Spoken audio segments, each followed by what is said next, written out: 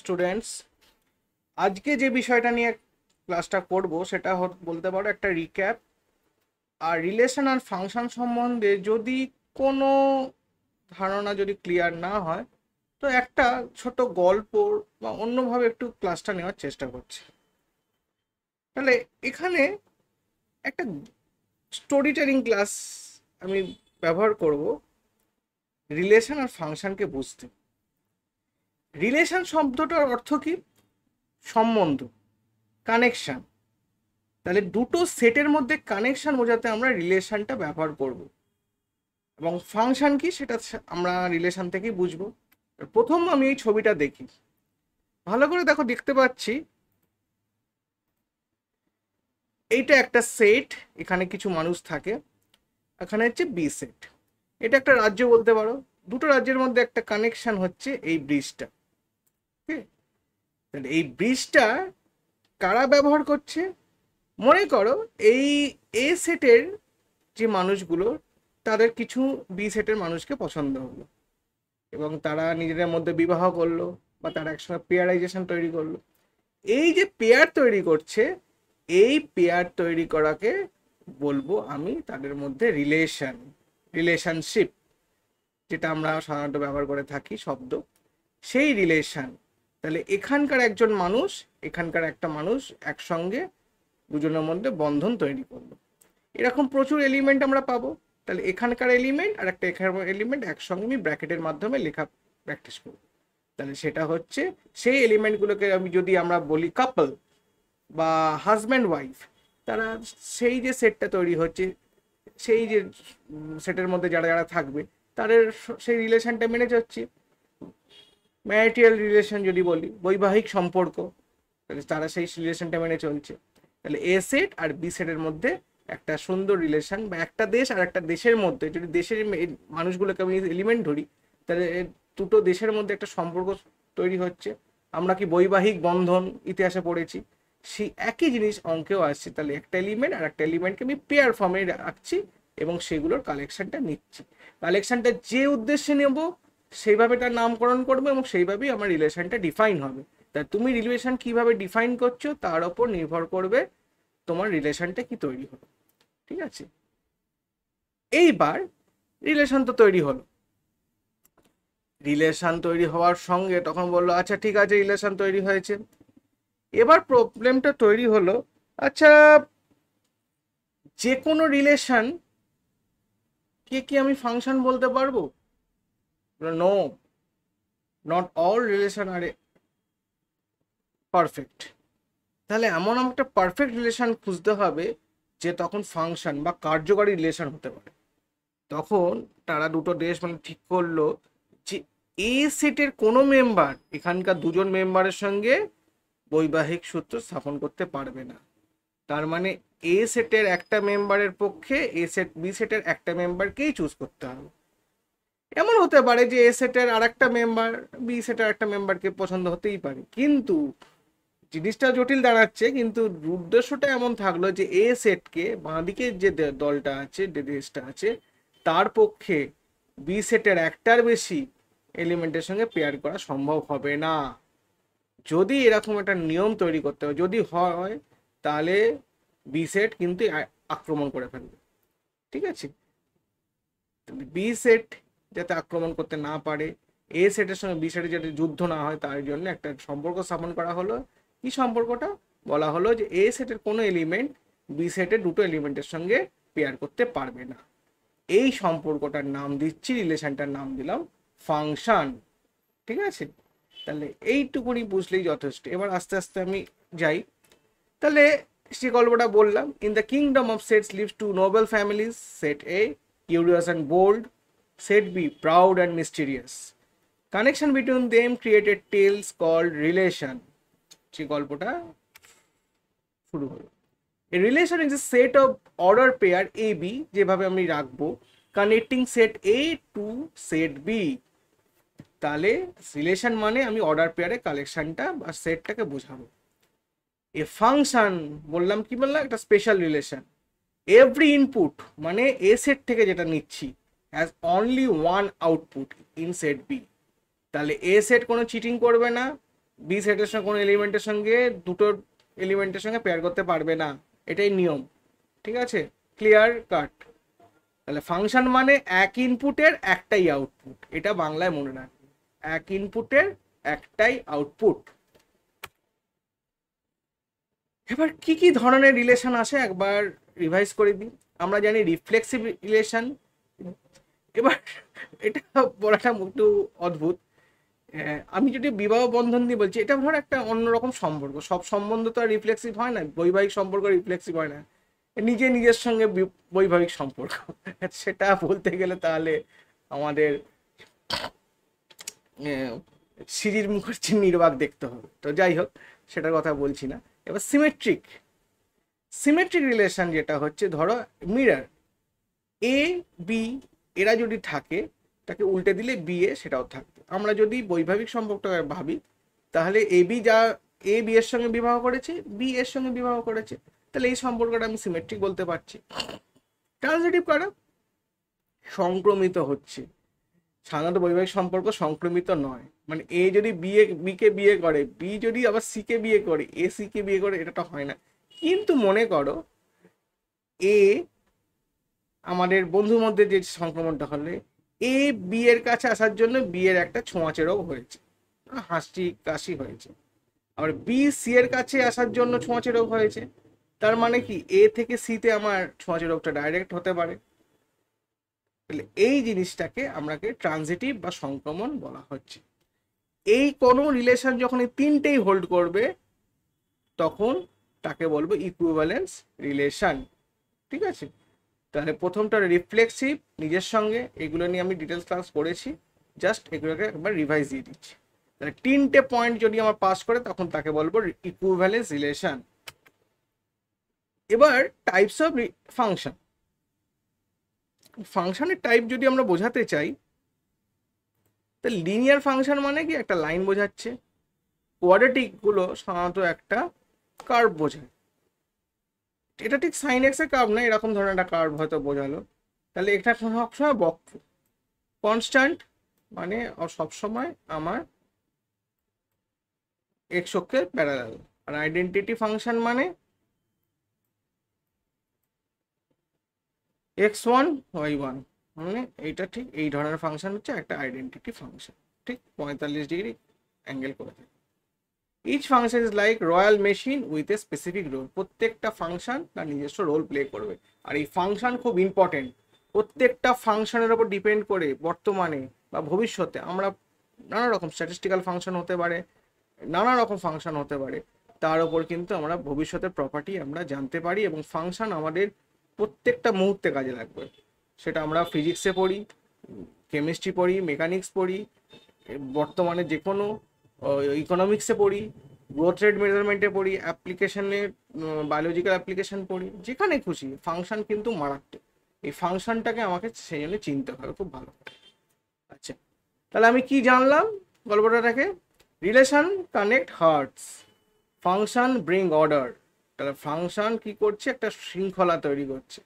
Understanding they make us math magician, যেটা আমরা এই ক্লাসের মধ্যে করতে চলেছি। ওকে, এবার কিছু কি আইডিয়া ক্লাস 12-এর জন্য রিলেশন ফাংশনটার সঙ্গে কিছু ফান্ডা আমি এখানে একটু বলে দিচ্ছি। A relation is a set of ordered pairs A, B between two sets. A function is a special relation. Each input has a unique output. Total number of relation from A to B, তাহলে কত হবে? Total number of relation from A to B, সেটা কত হয়? আমরা কি বলবো? এর কত মেম্বার, যদি m মেম্বার থাকে, b এর যদি n মেম্বার থাকে, তাহলে 2 to the power a cross b, এইটা হবে আমার ফর্মুলাটা। Function of types 1 1 1 2 many 1 into biject. 1 1 function কাকে বলে? 1 ফাংশন বলেছিলাম এই দুটো হচ্ছে আমার সেট, যদি একটা এলিমেন্টেই যায় তখন এদেরকে বলবো 1 1। ওকে, মেনি 1 কখন? মেনি 1 হতে পারে এরকম, মেনি 1 তার মানে এরকম অনেকগুলো এলিমেন্ট একটাতে যাচ্ছে, তখন এটা হচ্ছে মেনি ওয়ান।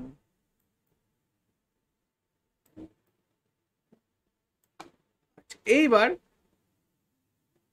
অনটু ফাংশন কখন, আমি বলেছি অনটু ফাংশনে কি হয়, রেঞ্জ সেটটা আর কোডোমেন সেটটা সেট হয়ে যায়।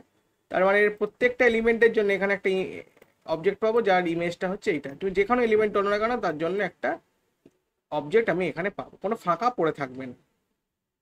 আচ্ছা, ইনটু ম্যাপিং, ইনটু ম্যাপিংকে আমরা ওয়ান ওয়ান ম্যাপিং বলি।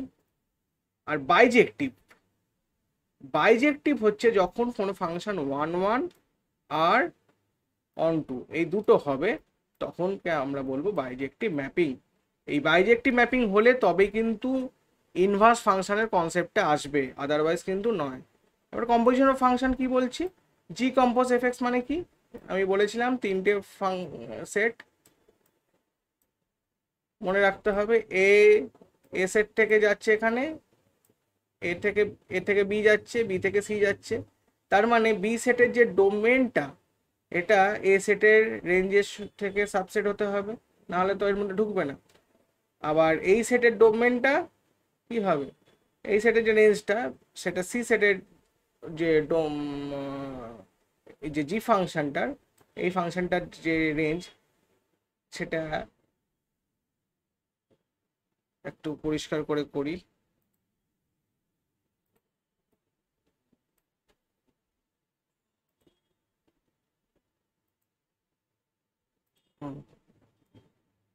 এক,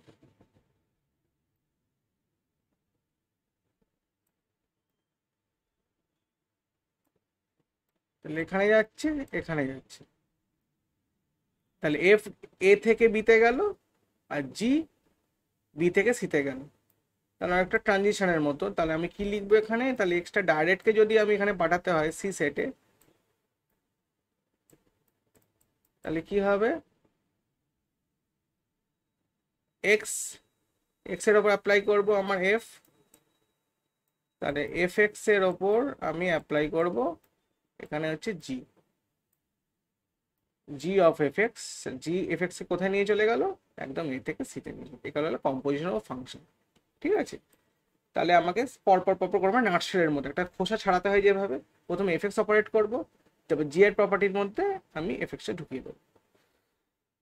আচ্ছা, এবার আইডেন্টিটি ফাংশন যেটা বলেছি সেম, কনস্ট্যান্ট ফাংশন আমি দেখিয়েছি আগে, একই ভ্যালু তো থাকছে, এগুলো আমরা মোটামুটি জানি। ইনভার্স ফাংশন বলেছি যে ফাংশনটা বাইজেক্টিভ হবে, ওয়ান ওয়ান অন টু মানে বলেছি বাইজেক্টিভ, তার ইনভার্স ফাংশন এক্সিস্ট করবে। তার মানে এফ কম্পোজ জি হলে একটা আইডেন্টিটি ফাংশন তৈরি হবে, বা উল্টো দিক দিয়েও বললে জি কম্পোজ এফ একটা আইডেন্টিটি ফাংশন তৈরি হবে। উফ,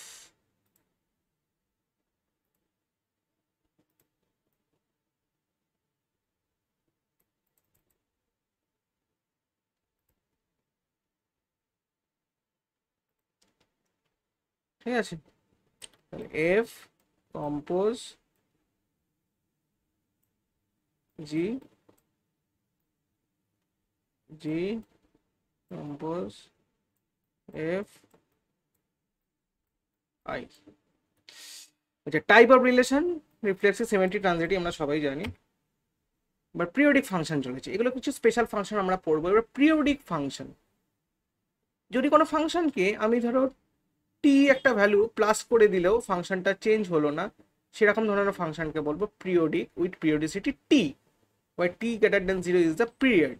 যেমন একটা উদাহরণ হচ্ছে সাইন এক্স, বিশেষ করে ট্রিগোনোমেট্রিক্যাল ফাংশন আছে সেগুলো হচ্ছে পিরিয়ডিক ফাংশন। এছাড়াও আর একটা ফাংশন আমরা জানবো একটু পরে, একে বলা হয় ফ্র্যাকশনাল পার্ট ফাংশন, এটাও কিন্তু পিরিয়ডিক ফাংশনের মতো কাজ করে। সাইন এক্সকে যদি আমি এক্স প্লাস পাই করি, তাহলে কি আসে, প্রথম কথা এক্স প্লাস পাই যখন করবো তখন কিন্তু এটা নেগেটিভ ভ্যালু চলে আসবে, তাহলে এটা কিন্তু পিরিয়ডিক হলো না। কিন্তু আমি যদি এরকম করি ট্যান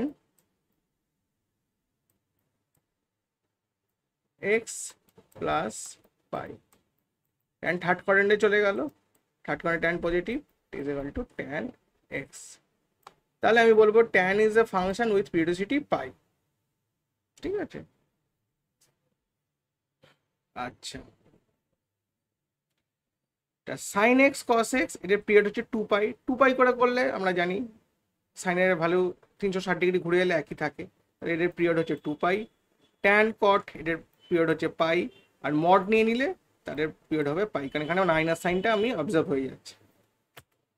এরপর একটা পিস ওয়াইজ ফাংশন, এখানে কিছু কিছু ফাংশন আছে, এক্সপ্রেশনগুলো দেখো, x+2 x² 2x-1। যখন এক্সটা <0 যদি আমি ছবি আঁকি, যখন নেগেটিভ মানে x 0 তখন পোর্শনটাকে x+2 y = x+2। সাপোজ ধর এরকম ফাংশনটা গেছে, যখন ফাংশনটা 0 থেকে 3 এর মধ্যে, মানে এখান থেকে এত অব্দি 3 এ অব্দি গেছে ফাংশনটা x² y = x², এটা হচ্ছে একটা একটা প্যারাবোলা।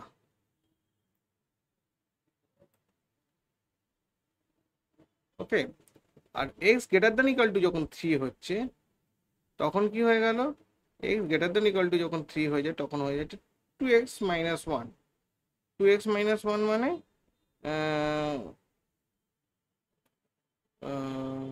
এইখানটা ধরো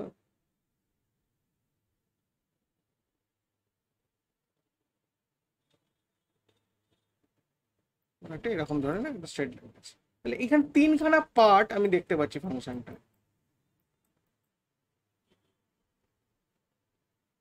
ঠিক আছে, তাহলে এই ধরনের ফাংশনকে বলো পিস ওয়াইজ ফাংশন, 3টে পিসে ভাগ করা আছে প্রত্যেকটা ইন্টারভ্যালের উপর। এবার ইভেন আর অড ফাংশন সম্বন্ধে একটু জানবো। ইভেন ফাংশন কাকে বলে, যদি f of -x = fx হয়, যার মানে ফাংশনটার,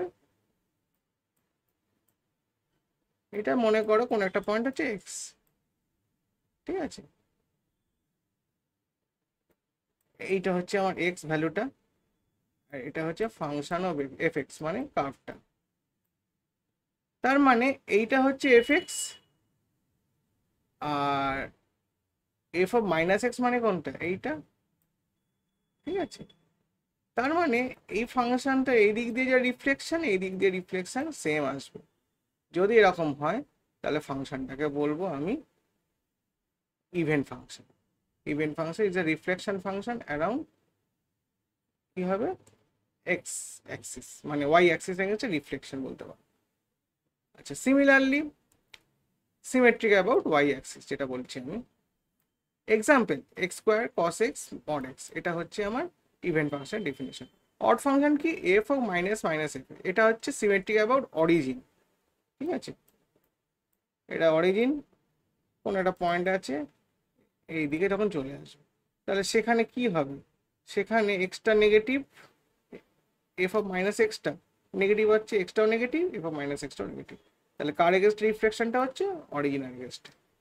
আচ্ছা, প্রপার্টিস অফ, এটা হচ্ছে জয়েন্টের জন্য, যে ইভেন আর অড ফাংশন যদি অ্যাড হয়ে যায় তাহলে সেটা হবে ইভেন ফাংশন, অড আর অড মিলে হয় অড ফাংশন, ইভেন ইভেন গুণ করলে হয় ইভেন ফাংশন, অড অড মিলে হয় ইভেন ফাংশন, আর ইভেন আর অড মিলে হয় অড ফাংশন।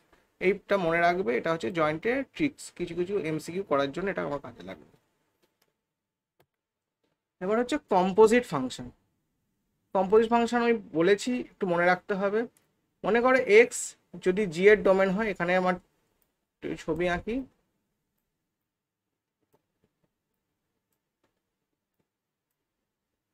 এটা এফ, এটা জি, তাহলে জি কম্পোজ এফ, তাহলে জি এর যে ডোমেনটা সেটা কি হচ্ছে জি এক্স। আচ্ছা, এটা একটু উল্টো হবে, কারণ ওরা ওর জি কম্পোজ এফটাকে আমি নিয়েছি উল্টো, এটাকে করে দিই, দাঁড়া এক সেকেন্ড,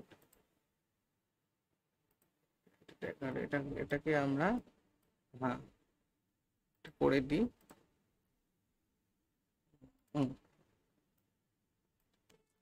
এটাকে আমি করে দিলাম জি, এটাকে করে দিলাম এফ।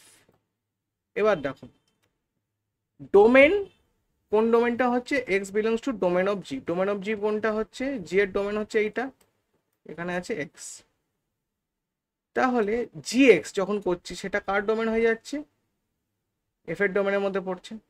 জেনারেলি নট কমিউট, কারণ সাধারণভাবে এটা কমিউট করে না। ঠিক আছে, কিন্তু অ্যাসোসিয়েটিভ ল এর মধ্যে হোল্ড করে। এফ কম্পোজ জি কম্পোজ এইচ তিনটে ফাংশন যদি নাও তাহলে এফ কম্পোজ জি কম্পোজ এইচ হবে, ঠিক আছে, অ্যাসোসিয়েটিভ প্রপার্টি এটা হোল্ড করে এটার মধ্যে। তাহলে এক্সটা যদি এটা করলে হবে জিএক্স, জিএক্স এর ওপর যখন এফ লাগায় এফ অফ জিএক্স, এটাকেই আমরা লিখবো কি করে, এফ কম্পোজ জিএক্স, ঠিক আছে। এবারে স্ট্র্যাটেজি এক্সাম্পল কি, এফ এক্স যদি এক্স স্কোয়ার প্লাস ওয়ান, জি এক্স যদি টু এক্স মাইনাস থ্রি হয়, তাহলে আমাকে এফ কম্পোজ জি এক্স কীভাবে বার করবো দেখো। এফ অফ জি এক্স, প্রথমে আমাকে জি এক্স এক্সের স্লটে আমাকে টু এক্স মাইনাস থ্রিগুলো বসাবো। তাহলে এখানে টু এক্সের জায়গায় টু এক্স মাইনাস থ্রি বসাবো, স্কোয়ার করে দেবো, এক্স স্কোয়ার প্লাস আর ওয়ান আছে, এই মডেলটা আমি ফলো করবো। এখানে এক্সের স্লটে টু এক্স মাইনাস থ্রিটা বসিয়ে দিলাম, ক্যালকুলেশন করলাম, এটা আমার ফর্ম চলে এলো। এবার জি অফ এফ এক্স যখন করছি ভালো করে দেখো, g of x square plus one, এখন জি এর প্যাটার্নটা দেখো টু এক্স মাইনাস ওয়ান, তাহলে এই যে এক্সের স্লটে আমি কোনটা বসাবো, এই এক্স স্কোয়ার প্লাস ওয়ানটা বসাবো। এইভাবে আমাকে অঙ্ক করতে হবে, ঠিক আছে। তাহলে প্যাটার্নটা দেখতে হবে এক্সের স্লটে কাকে দিয়ে রিপ্লেস করব, কোন ফাংশনটা দিয়ে রিপ্লেস করব, যেটা থাকবে সেটাকে আমি এক্সের স্লটে আমাকে বসাতে হবে, ঠিক আছে। এবার হচ্ছে ইনভার্স ট্রিগোনোমেট্রিক্যাল ফাংশন।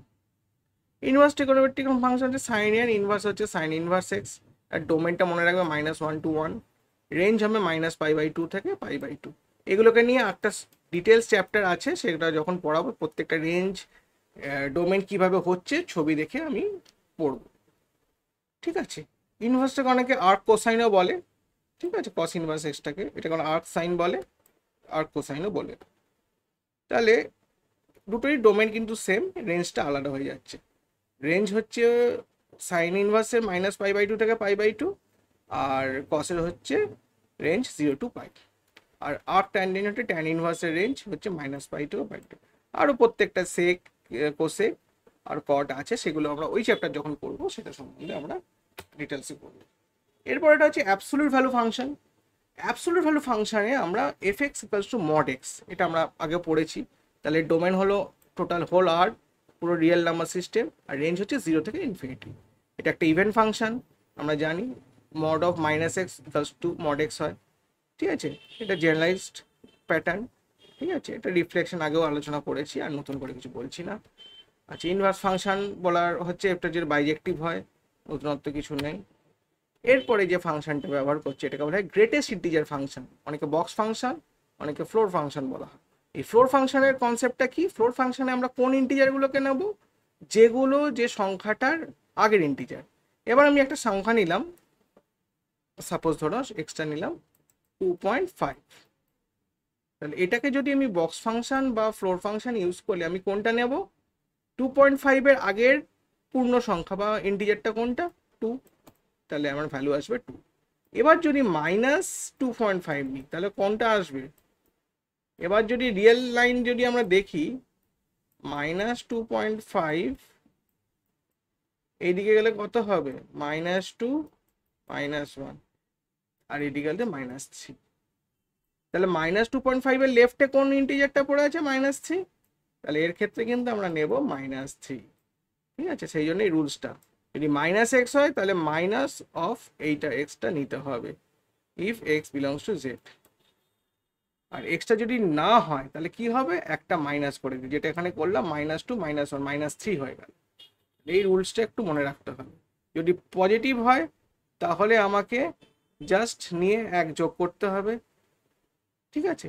ধরে মড এক্স প্লাস এন, ঠিক আছে, এক্সটা হচ্ছে আমার ধরো 3.5 ধরে নিয়েছি, 3 এটা হচ্ছে আমার n ফর ইন্টিজার n, এটা 3, এটা এক্সট্রা হচ্ছে 0.5, তাহলে 0.5 এর আগের ইন্টিজার কি 0, তাহলে আমার ভ্যালু আসবে কিন্তু 3। এটা হচ্ছে আমার রুলস, ঠিক আছে। এরপর চলে আসি আমি সিলিং ফাংশন, ঠিক অপোজিট। তাহলে কি পরেরটা নেব, যদি আমি বক্স ফাংশনে আমার ভ্যালুগুলোকে আসবে 0 to 1, আমার 0, তারপর এরকম এরকম এরকম এরকম এরকম এরকম এরকম করে যাবে, এটা হচ্ছে বক্স ফাংশন। আর সিলিং ফাংশনে কি একটু পরেরটা, তাহলে 0 to 1 এর ক্ষেত্রে আমার আসবে এইটা 1, তারপর এটা আসবে 2, তারপর 3, তারপর 4, এরকম করে চলতে থাকবে। আর -1 to 0, এটা হবে 0, তারপরে এরকম এরকম এরকম এরকম। এটাকে বলা হয় সিলিং ফাংশন, ওপরে সিলিংটা নেবে, পরে ইন্টিজারটা নেবে, ঠিক আছে। এরপরে একটা অ্যাবসলিউট ভ্যালু ফাংশন আমরা যেটা পড়েছিলাম মড এক্স, এটাকে একটু ডিফাইন করেছি।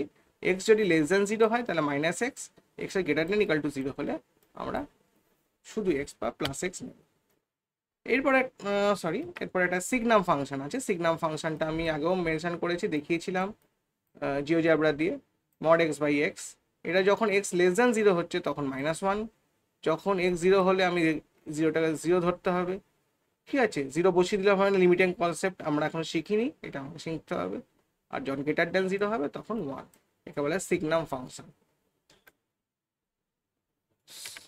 আচ্ছা, এখন একটা ফ্র্যাকশনাল পার্ট ফাংশন, যেটা বলছিলাম একটা, যে ফ্র্যাকশনাল পার্ট ফাংশনটা হচ্ছে এর রেঞ্জ হচ্ছে শুধু ফ্র্যাকশনাল পার্টটা। আমি যদি 2.5 বলতাম তাহলে এর ফ্র্যাকশনাল পার্ট কোনটা হতো, এর ফ্র্যাকশনাল পার্ট হতো 0.5। তাহলে রেঞ্জ হচ্ছে 0 থেকে 1-এর মধ্যে। পিরিয়ড উইথ 2, যদি আমি 3.5 বলতাম, এরও ভ্যালু কিন্তু আসতো 0.5। অতএব এর ভ্যালু 0 থেকে 1-এর মধ্যেই ঘোরাঘুরি করে, ঠিক আছে। একবার 0 থেকে 0 যাবে, একবার 1 যাবে, কারণ প্রত্যেকটা ইন্টিজারের মধ্যে এই যে পোর্শনটা, এটা 0 থেকে 1-এর মধ্যে লাই করে, ঠিক আছে। কারণ 2 যদি হয়, এরপরে 3, তার 2.1, 2.2, এই যে 0.1, 0.2, 0.3, এই যে সিস্টেমটা, এটা বারবার রিপিট করে, সেই জন্য এটা একটা পিরিয়ডিক ফাংশন উইথ পিরিয়ডিসিটি 1। কেন? এর মধ্যে রেঞ্জটা কত, ডিস্টেন্স কত, 1। এইবার আসছে ফাংশনাল ইকুয়েশন। কিছু কিছু ইকুয়েশন আমরা করতে গিয়ে দেখব এরা এই ধরনের প্রপার্টি হোল্ড করছে এবং তাদের সঙ্গে আমার ফাংশনটা বার করতে হবে বা কিছু অঙ্ক আমাদের করতে হবে। প্রথম হচ্ছে f(x+y), f(x+fy), এই ধরনের যদি হয় তাকে একে বলে ককিস ফাংশনাল ইকুয়েশন। এরা সাধারণত কি ধরনের ফাংশন তৈরি করে আমাদেরকে জানতে হবে, ঠিক আছে। e⁻x+y, e⁻x+y, ঠিক আছে, এইটা দেখবো। এটা সাধারণত e⁻x ইন্টু e⁻y, তাই তো। এটা হচ্ছে এক্সপোনেনশিয়াল ফাংশন তৈরি করে। এই ফাংশনালটা কারা মেনটেন করে, log of x y, log x plus log y. এবার প্রশ্ন নিলাম এইটা কারা মেনটেন করে, f(x+y) is equal two f(x+x)। এই যে লিনিয়ার হয়ে যাচ্ছে, এইটা কারা মেনটেন করে, এটা তোমাদের একটু কাজ দিলাম। ককিস ফাংশন ইকুয়েশন স্যাটিসফাই করে কোন ধরনের ইকুয়েশন, আমাকে এসে একটু বলবে বা কমেন্ট করবে এই ভিডিওর পর। এবার হচ্ছে ফাংশন প্রপার্টি দিয়ে আমি একটা প্রবলেম করেছি। অপশানটা আমি বলেই দিয়েছি, এখানে এখানে আছে, কিন্তু তার আগে ভেরিফাই করে না। প্রথম হচ্ছে s³ - 3x² + 6x - 5। এখানে আমি 5 থেকে 7টা প্রবলেম নিয়ে এসেছি, এই প্রবলেমগুলো একটু দেখো। আমি একটা পিডিএফ শেয়ার করে দেবো, এই শেয়ার পিডিএফের মধ্যে আমি মোটামুটি কিছু অঙ্ক মোটামুটি বেছেছি, সে বেছে অঙ্কগুলো প্র্যাকটিস করার জন্য খুবই ভালো। প্রথমটা হচ্ছে ফাংশন প্রপার্টি দিয়ে অঙ্কটা। ফাংশনটা x³ - 3x² + 6x - 5, which of the following is true. প্রথম হচ্ছে এফএক্সটা কি 1 হবে না 1 হবে, 1 হবে না 1 হবে না, এইভাবে আমাকে চেক করতে হবে। ফার্স্টে দেখি, যদি আমি 1 টেস্ট করতে যাই তাহলে আমাকে কি দেখতে হবে, fx is equal two fy, এটা দিয়ে আমি শুরু করব। শুরু করে আমাকে দেখাবো x is equal two y, এটা হয় কিনা। ওকে, তাহলে আমি x³ - 3x² + 6x - 5, y³ - 3y, এটা থাকবে। আমি যদি কমন নিয়ে নিই x³ - y³, x² - y², 6x - 5, যদি আমি একটু দেখাই, সেকেন্ড একটু হোল্ড করো, এটা যদি একটু দেখাই তাহলে দেখতে পাবো যে কিভাবে আমরা সুন্দর করে করতে পারছি।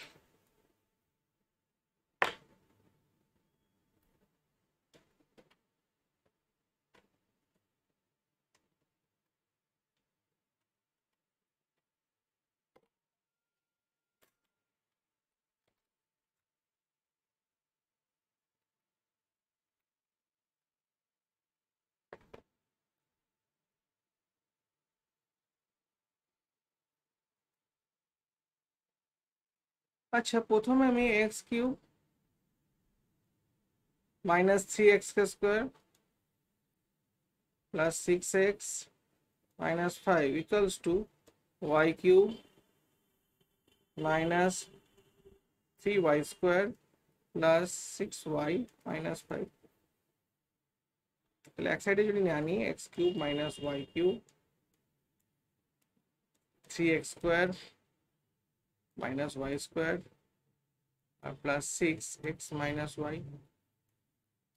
এখান থেকে কি ফলো হচ্ছে, যদি এক্স মাইনাস ওয়াই করে নিই এক্স ইকালস টু ওয়াই, তাহলে আমরা বলতে পারি it is one one.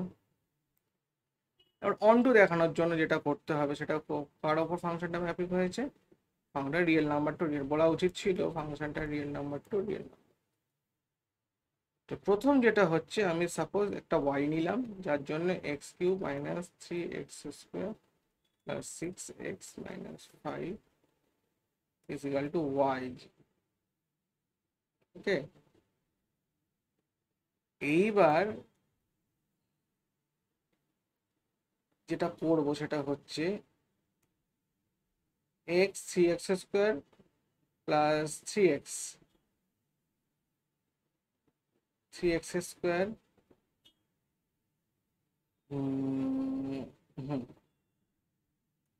X minus one whole cube minus one যদি হয় plus one six plus six minus three x plus six x plus six এক্সটাকে three x করলাম, এখানে মাইনাস, তাহলে থ্রি আনলে three x minus minus five, তো x minus minus one minus four.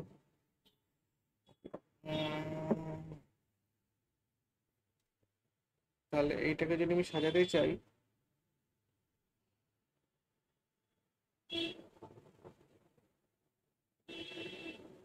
Three x minus one, three x minus three x three x six x হয়ে যাচ্ছে, minus three যেটা হচ্ছে পড়ে থাকছে মাইনাস টু। তাহলে এইদিকে যদি নিয়ে আসি y plus two to zero, ঠিক আছে। তাহলে x minus one whole cube three x minus one y plus two. Okay, এইটাকে যদি একটু সাজানোর চেষ্টা করি,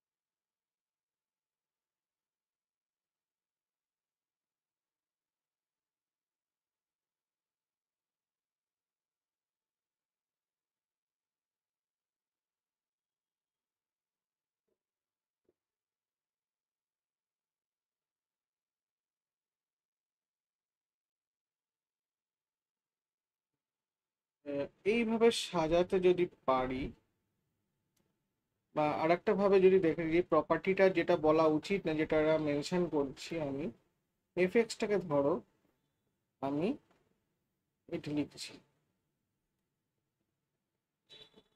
এটা এইচএস এর পক্ষে এই মুহূর্তে করা সম্ভব না। এটাকে যদি আমি ডেরিভেটিভ করি,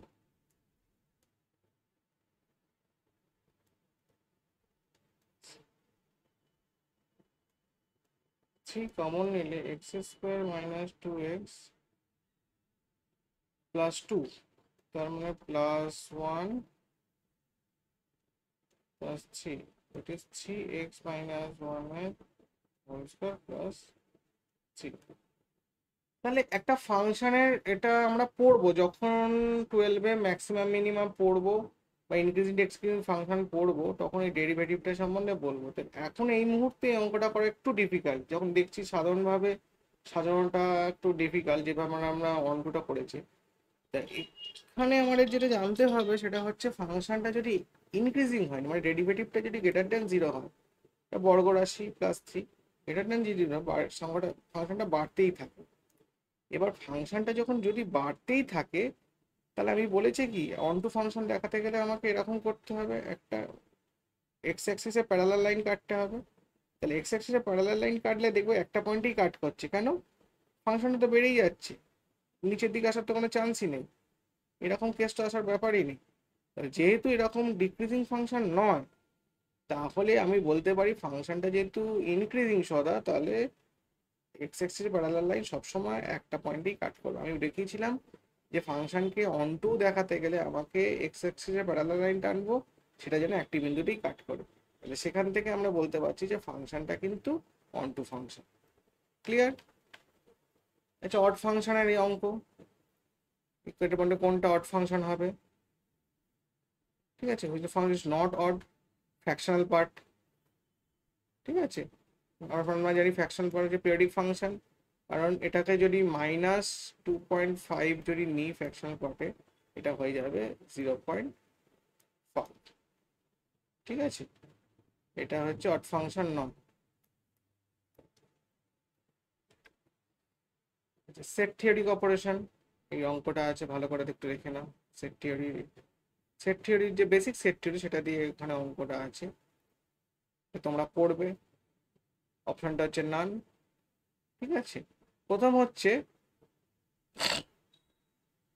এখানে ডাব্লুটা নেই, তো ডাব্লু যেহেতু নেই আমি কি করে করবো, এটা তো খুব একটা ট্রিকি প্রশ্ন। ঠিক আছে, তুমি দিয়ে তুমি অঙ্ক করতে বসে গেলে তোমাকে অঙ্কটা ভালো করে পড়তে হবে কি আছে। তাহলে এখানে ডাব্লু সেটটা তো ডেসক্রাইব করাই নেই, অতএব এখানে করা যাবে না।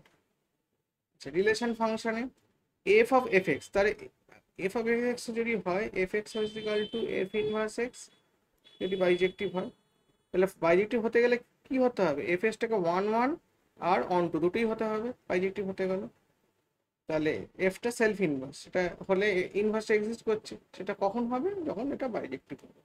তাহলে এই অপশনটা। আচ্ছা, তারপরে হচ্ছে which of the following function is not periodic, এটাও এক্সপ্রেশন করবো e to the power sine x. কেন? Sine e to the power sine x যদি হয়, সাইন এক্সটা যদি পিরিয়ডিক, তাহলে আমি জানি e to the power something periodic হবে, কিন্তু এইটা কিন্তু আমার পিরিয়ডিক ফাংশন না, কারণ e to the power x টা পিরিয়ডিক কিন্তু নয়। ঠিক আছে,